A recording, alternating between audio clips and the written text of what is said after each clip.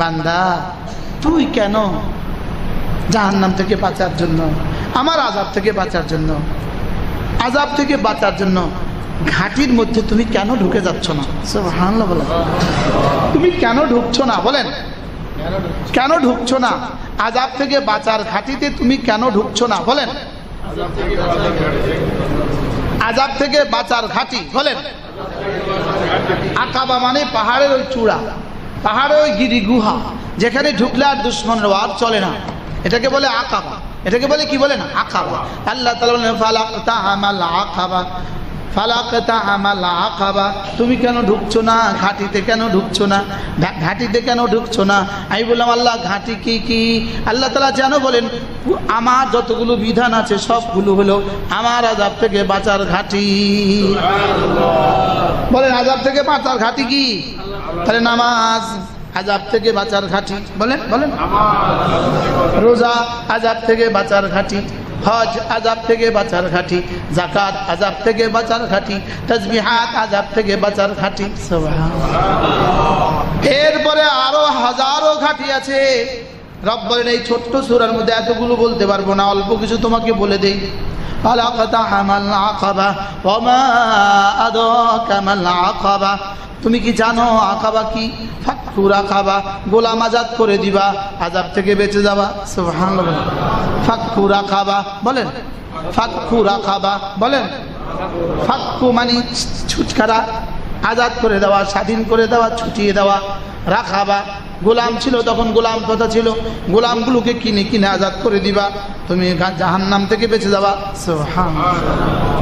একটা কথা কি নতুন করে কি পাইলাম? গোলাম আজাদ করা। বলেন কি পাইলাম? গোলাম আজাদ করা। এটা কি? এখন তো গোলাম আজাদ করার আর কোনো সিস্টেম নাই। তাহলে আগে বলারা তো গোলাম আজাদ করার অনেক উপায় ছিল, কিছু থেকে কিছু হলে গোলাম আজাদ করে দিত, কসম করছে তো গোলাম আজাদ করে দিত, জেহার করছে তো গোলাম আজাদ করে দিত, মান্নত করছে তো গোলাম আজাদ করে দিত। আমরা তো গোলাম আজাদ করবো কিভাবে? আমাদের সামনে তো কোনো রাস্তা নাই। তাহলে আমাদের কাছে একটা সহজ উপায় আছে, বলবো? হ্যাঁ না, সবার উচ্ছ্বাস নাই। হ্যাঁ বলবো? হাদিস আছে বুখারী মুসলিম, কোন মানুষ যদি গোলাম আজাদ করে তো আল্লাহ তাআলা তার পাকে জাহান্নাম থেকে আজাদ করে দিবেন। বলবেন তুমি আমার বান্দার পা আজাদ করেছো, তুমি বান্দার হাত আজাদ করেছো, তোমার হাত জাহান্নাম থেকে আজাদ, তুমি বান্দার মাথা আজাদ করেছো, তোমার মাথা জাহান্নাম থেকে আজাদ। এখন তো এই সুযোগ নেই, কি করব? হ্যাঁ না কইতাম না, বলবো? কোন মানুষ যদি 100 বার পড়ে সুবহানাল্লাহ, আল্লাহ নবী বলেন 100টা গোলাম আজাদের নেকি পাবে। আচ্ছা বলেন তো রাস্তাটা কেমন সহজ? হ্যাঁ আহ আহ মাগরিবের আজান হয়ে গেছে, ইমাম সাহেব একামত দিবে, এই সময়টাও যদি পড়েন 100 বারের বেশি হয়ে যাবে। দেখেন সারা দিনেও হয় না, 24 ঘন্টাও হয়, মাত্র 3 মিনিট লাগে। কত মিনিট? যদি শুদ্ধ করে, আচ্ছা না 4 মিনিট, 4 মিনিট শুদ্ধ করে পড়েন 4 মিনিট। ফালাহু আয়াদলু মিয়াতে রাকাবা মিন বুলদি ইসমাঈল। আমার বংশের 100টা গোলাম আজাদের সমপরিমাণ নাকি। এটা একটা পলিসি বললাম আর কি, নোয়াখালীর পলিসি, হালকা একটা পলিসি বললাম, বুঝেন না? সুবহানাল্লাহ সুবহানাল্লাহ সুবহানাল্লাহ সুবহানাল্লাহ সুবহানাল্লাহ সুবহানাল্লাহ সুবহানাল্লাহ সুবহানাল্লাহ সুবহানাল্লাহ সুবহানাল্লাহ আলহামদুলিল্লাহ আলহামদুলিল্লাহ আলহামদুলিল্লাহ আলহামদুলিল্লাহ আলহামদুলিল্লাহ আলহামদুলিল্লাহ আলহামদুলিল্লাহ আলহামদুলিল্লাহ আলহামদুলিল্লাহ আলহামদুলিল্লাহ আল্লাহু আকবার আল্লাহু আকবার আল্লাহু আকবার আল্লাহু আকবার আল্লাহু আকবার আল্লাহু আকবার আল্লাহু আকবার আল্লাহু আকবার আল্লাহু আকবার আল্লাহু আকবার। এভাবে পড়বো তো প্রতিটা নেকামল মিন ওয়াজিন সওয়াব মিন ওয়াজিন গুনাহ মাফ। একদিক থেকে নেকি জমা হয়, আরেক দিক থেকে গুনাহ মাফ করে দেয়। প্রতিটা নেকামল একদিক থেকে নেকি জমা করে, আরেক দিক থেকে গুনাহ মুছে দেয়। এদিকে যোগ করতে থাকে, এদিকে বিয়োগ করতে থাকে। যোগ হইতে হইতে হইতে হইতে বিয়োগ হইতে হইতে হইতে হইতে এক সময় এখানে আর কিছু থাকে না। ফাক্কু রাকাবা, ফাক্কু রাকাবা, গোলাম আযাদ করা। আও ইতআমুন ফি ইয়াউমিন যী মাসগাবা, অভাবের দিনে অভাবের দিনে অভাবীদেরকে খানা দেওয়া। অভাবের দিনে বলেন অভাবীদেরকে খানা দেওয়া। আও ইতআমুন পড়েন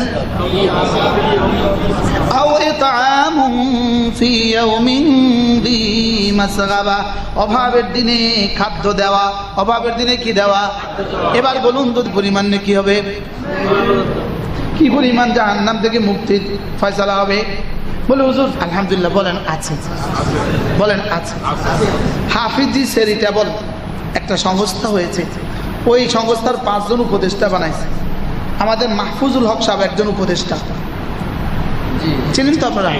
রহমানিয়া বেফাকের সেক্রেটারি জেনারেল হযরত মাওলানা মাহফুজুল হক সাহেব একজন উপদেষ্টা। ঢালকানগরে হযরত মাওলানা জাফর সাহেব 2 নম্বর উপদেষ্টা। চরমনা পীর সাহেব 3 নম্বর উপদেষ্টা। এনায়েতুল্লাহ আব্বাসী 4 নম্বর উপদেষ্টা। মুশতাকুন নবী 5 নম্বর উপদেষ্টা। আলহামদুলিল্লাহ। এখান থেকে আপনাদের দেওয়া টাকা পয়সা এই সপ্তাহে এক কাফেলা গিয়েছে। এই গত বৃহস্পতিবারেও এক জামাত, সরাসরি ঢাকার এক জামাত এখন বর্তমানে মিশরে আছে। ওরা আলহামদুলিল্লাহ এখান থেকে টাকা পয়সা নিয়ে ওখানে বাজার করে ওখানে পাঠায় দিতেছে। আলহামদুলিল্লাহ বলেন। তাহলে আপনাদেরও যদি কারো সুযোগ থাকে, ফাক্কু রাকাবা আও ইতআমুন ফি ইয়াউমিন যী মাসগাবা, অভাবের দিনে খাদ্য দান করা। 1 কিলো ডালের প্রয়োজন কেমন? একটা রুটির প্রয়োজন কেমন? হাজি সাহেব ইলিশ না কিনেন, একটা মাছ ইলিশ কিনেন না, আল্লাহ দোয়াই। কি এর গুণ ইনশাআল্লাহ কইছেন? এখন খাইতে কই না, ইলিশ ছাড়া কোনো কথা নাই। যদি কই না আসার পরে খাবো, ইলিশ রেডি। ইলিশ না কিনা অল্প কটা টাকা সবাই নিয়ত করেন, ইনশাআল্লাহ নিয়ত করেন।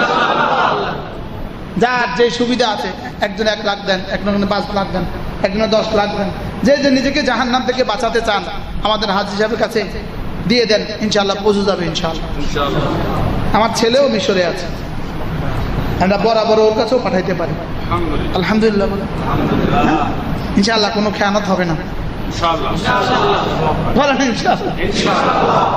ঠিক আছে না ইনশাআল্লাহ? সুযোগ আছে না নাই? ফাক্কু রাকাবা আও ইতআমুন ফি ইয়াউমিন যী মাসগাবা ইয়াতীমান যা মাকরাবা, আপনার নিকটতম কোনো এতিম যদি থাকে ওর খবর নেবেন, এটাও জাহান্নাম থেকে নিজেকে বাঁচাবার খাঁটি। বোন আছে বিধবা, তার সাহায্য করবেন। ভাগিনীরা আছে, ভাতিজি আছে এতিম, ওদের সাহায্য করবেন। ফুফাতো ভাই বোন আছে এতিম, সাহায্য করবেন। খালাতো ভাই বোন আছে এতিম, সাহায্য করবেন। ভাগিনী ভাতিজি এতিম, সাহায্য করবেন। বলেন না ইনশাআল্লাহ? বলেন সাহায্য করবেন। মনে মনে বলবেন এটা জাহান্নাম থেকে মুক্তির ঘাঁটি। নিজের খাবার দাবার একটু সংকীর্ণ করেন না। ওরাও আমাদের মতো খাইতো কিনা? ওদেরও আমাদের মতো বাড়িঘর ছিল কিনা? বলেন না। এখন কোথায়? ফাক্কু রাকাবা, গোলাম আযাদ করা। আও ইতআমুন ফি ইয়াউমিন যী মাসগাবা, বিয়েতে কি পরিমাণ খরচ আপনারা করে ফেলেন, কি পরিমাণ অনর্থক খরচ আপনারা করেন, এক বিয়েতে কি পরিমাণ অনর্থক খরচ করেন। আপনি একটু কল্পনা করেন, আপনার দাদা দাদির বিয়েতে কি এগুলো হয়েছিল? কিসের আবার গায়ে হলুদ, আরো কিছু কর না, আমি তো জানি না, বুঝি না। হ্যাঁ, কিসের আবার এত গেট, ট্রাকে করে মিষ্টি আনতে হয়, বলেন না বাস্তব না? ছেলে বিয়ে করবে, মেয়ের বাড়ির শেরওয়ানি ছেলে পরে বিয়ে করতে হয়। আচ্ছা, এত ফকির না হইলে হয় না? মনে বুঝেন না? ছেলের মেয়ের বাড়ি থেকে জুতা দিতে হবে, ওই জুতা পরে ছেলে বিয়ে করতে যায়। এত ফকিরের কাছে মেয়ে বিয়ে দিতেন কেন? শেরওয়ানি পরছে মেয়ের, জুতাটা পিনছে মেয়ে, টুপিটা পরছে মেয়ে, মিষ্টিটা খাইছে মেয়ের বাড়ি, হ্যাঁ, মুখে যে প্লাস্টিক মাখছে সেটাও মাখছে মেয়ের বাড়ি। বলেন না বাস্তব না বাস্তব? ওই গাড়ি যে বহল লাগাইছে এটা মেয়ের বাপের টাকা দিয়ে বহল লাগাইছে, মানে মেয়ের বাপের কাছে সে জমা রাখছে। মনে বুঝেন নাই? কত 30 বছর কামাই করে মেয়ের বাপের কাছে কি রাখছে বলেন? জমা রাখছে। এইটা এগুলো বুঝি ইসলাম? হ্যাঁ। আচ্ছা, মেয়েটাকে এবার স্টেজে বসাইছে, ছেলে মেয়েকে স্টেজে বসাইছে, ফুল দিয়া বসাইছে, এবার 12 জাতি মেয়ে ছেলে মেয়েকে একসাথে দেখতেছে আর ছবি তুলতেছে। এটা বুঝি ইসলাম? এটার জন্য নেই সোহাদায় বদর, সোহাদায় উহুদ, সোহাদায় খন্দক, সোহাদায় ফতে মক্কা। এটার জন্য নেই আম্মা আয়েশা 3 মাস ধরে চুলা জ্বলে না ঘরে।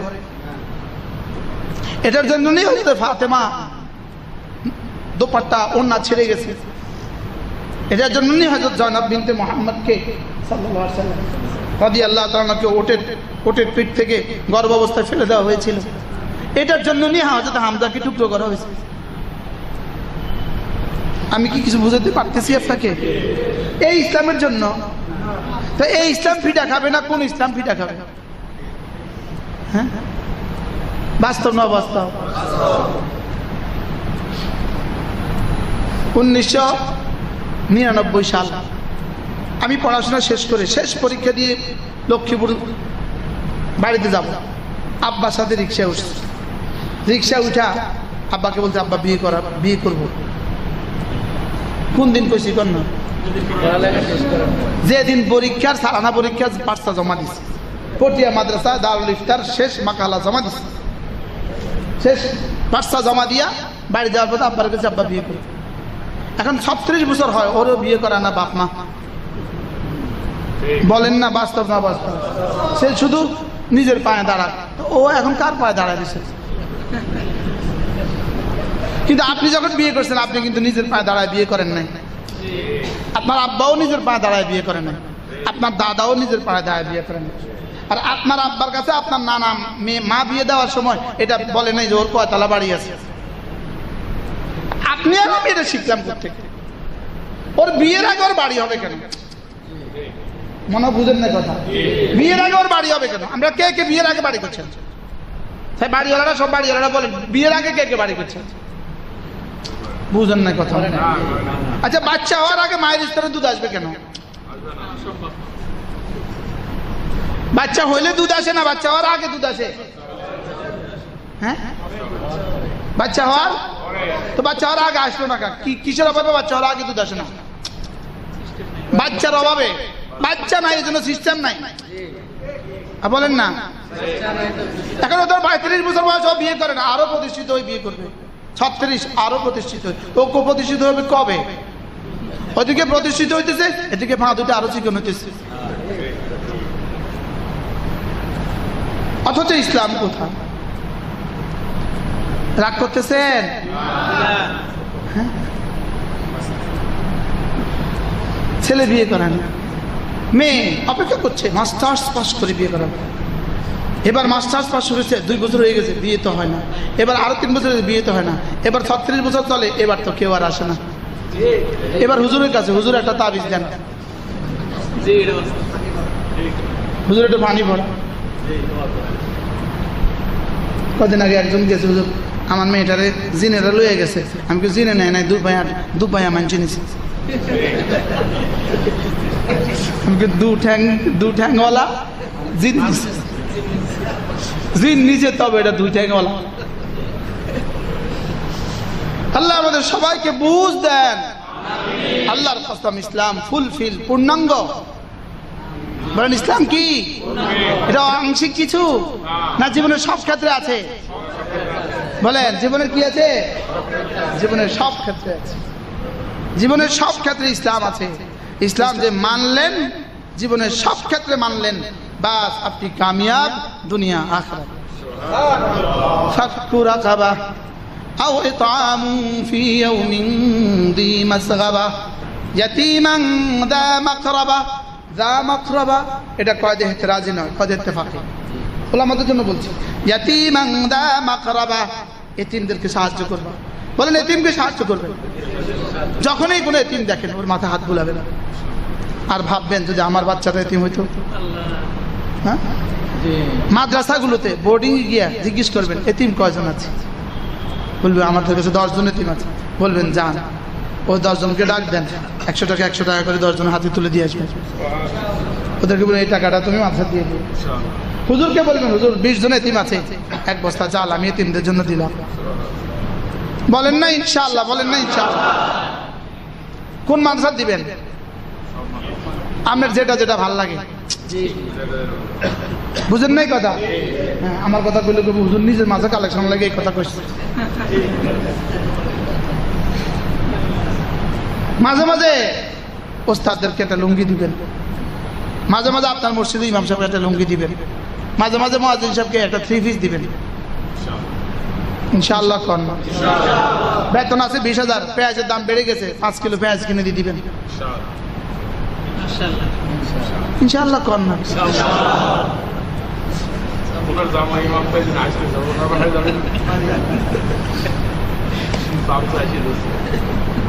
وما أدراك ما العقبة فك رقبة أو إطعام في يوم ذي مسغبة। এরপরে কি? فك رقبة أو إطعام في يوم ذي مسغبة يتيما ذا مقربة أو مسكينا ذا متربة। ধুলায় দূষিত মিসকিনকে খাদ্য দেয়। ধুলায় দূষিত মিসকিন রাস্তায় ঘুমায়, কি পরিমাণ ধুলায় দূষিত। দা মাতরাবা মানে বাংলা ধুলায় দূষিত। বলেন এরকম ধুলায় দূষিত মানুষ এদেশে আছে না নাই? বলেন আছে না নাই? এদেরকে কে দিবে লোকমা? ফার্মগেটে কত মানুষ আছে অসহায়। হ্যাঁ, আরেকজন 10 তলা, আরেকজন গাছতলা। এই গাছতলার মানুষটার মুখে কে লোকমা তুলে দিবে? হ্যাঁ, আমার মনে চায় মাঝে মাঝে যদি পারতাম একটা লঙ্গরখানা খুলে দিতাম, যে ভাসমান সব মানুষ এখানে এসে খেয়ে চলে যাবে। তাবুকে একটা দোকান আছে, তাবুকে 24 ঘন্টা কয়েক হাজার গাড়ি ওই দোকানের সামনে, একটা সুপার শপ। আমি একদিন জিজ্ঞেস করলাম যখনই আসি তখনই এটা এত ভিড় থাকে কেন? তো একজন বলতেছে আরো করোনাকালীন। তো বলতেছে হুজুর একটা মূল কারণ আছে। মূল কারণ হলো এই মালিক প্রত্যেক রাত্রে তাবুকের যত ভাসমান মানুষ আছে সমস্ত ভাসমান মানুষকে খানা দেয়।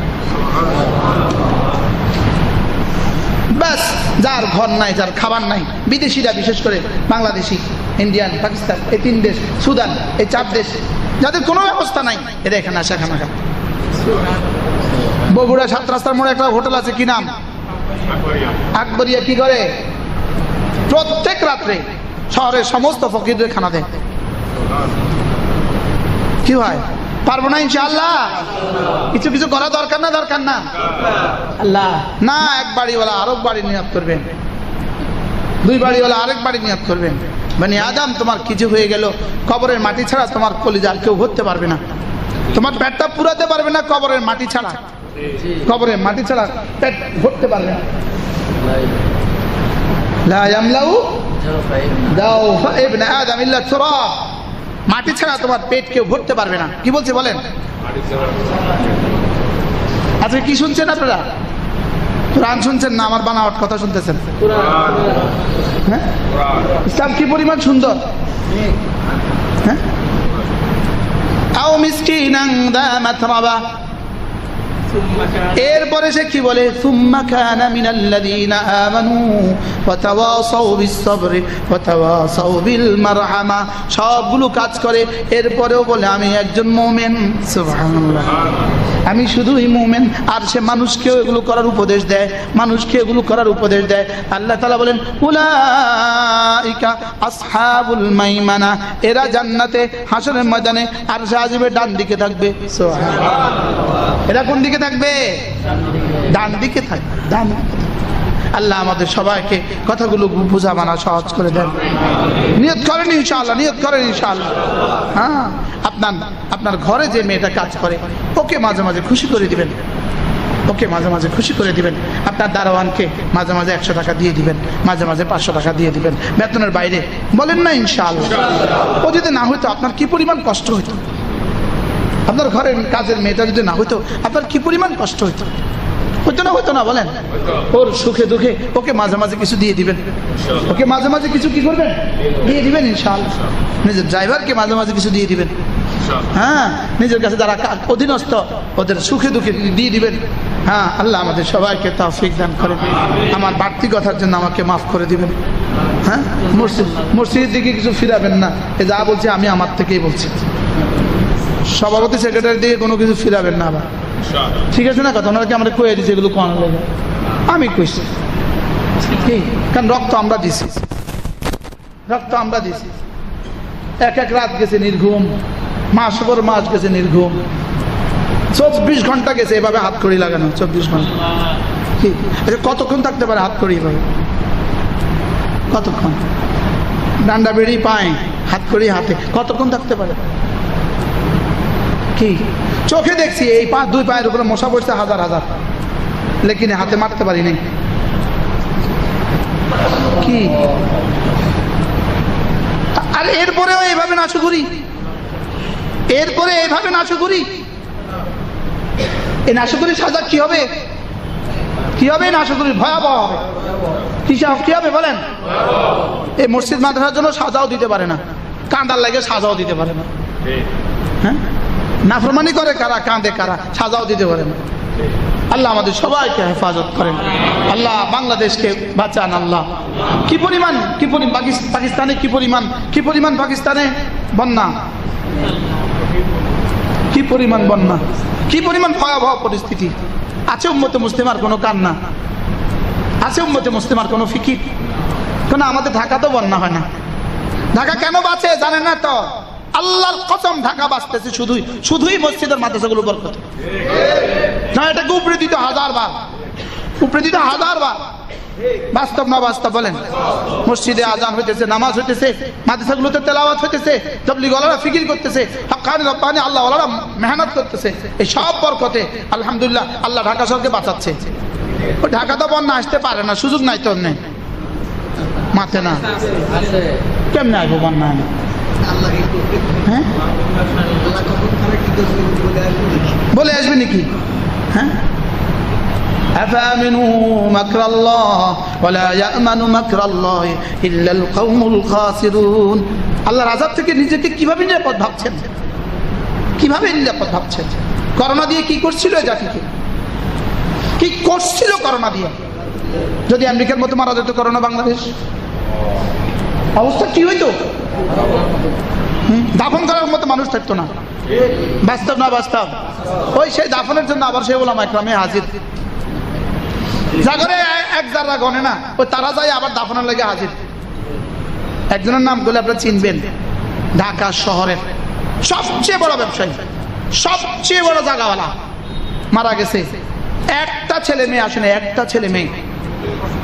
বনানীর মসজিদের ইমাম সাহেবরা টাকা তুললা কাপড় কিনা তার জানাজা পড়ছে। বুঝাইছিলি কথা? একটা ছেলে মেয়েও যায় না, একটা ছেলে মেয়েও যায় না।